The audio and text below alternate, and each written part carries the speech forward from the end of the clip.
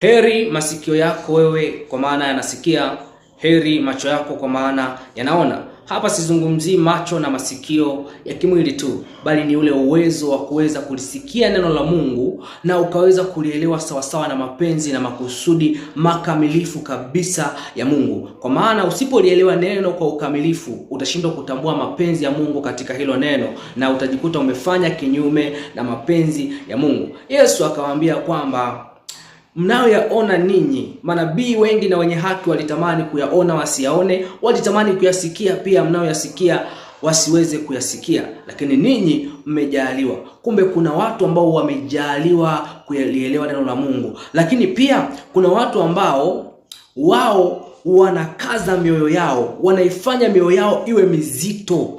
Hawataki kulisikia neno la Mungu, hawataki kujifunza. Akati imeandikwa kwamba usiutweze unabii bali usijaribu roho.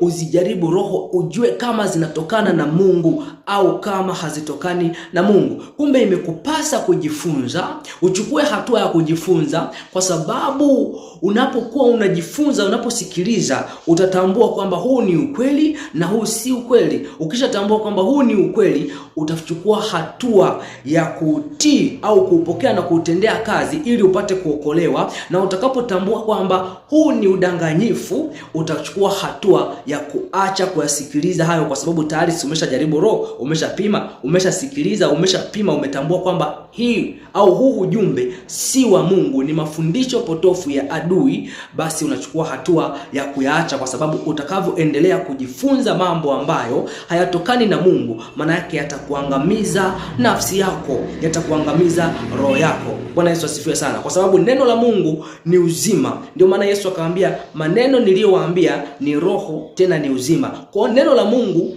ndio roho ambayo inatia uzima, lakini maneno mengine hayatii uzima. Mafundisho potofu kazi yake au lengo lake ni kuangamiza. Mtu wa Mungu, Bwana Yesu asifiwe sana. Katika Mathayo sura hii ya 13 mstari wa 15 anasema, maana mioyo ya watu hawa imekuwa mizito, na kwa masikio yao hawasikii vema, na macho yao wameyafumba, wasije wakaona kwa macho yao, wakasikia kwa masikio yao, wakaelewa kwa mioyo yao, wakaongoka nikawaponya. Kwa hiyo tunaona hapa kwamba Yesu anawazungumzia hawa watu ambao walikuwa hawaelewi mifano anayoitoa. Hawaelewi kwa sababu gani? Anasema mioyo yao ni mizito, macho yao wameyafumba wasione, na masikio yao wameyaziba wasisikie. Kwa kumbe wapo watu ambao wameamua kutokusikia neno la Mungu, wameamua kutokulitazama neno la Mungu ili waelewe wakaponywa, kwa sababu Yesu anasema hapa kwamba wakielewa atawaponya.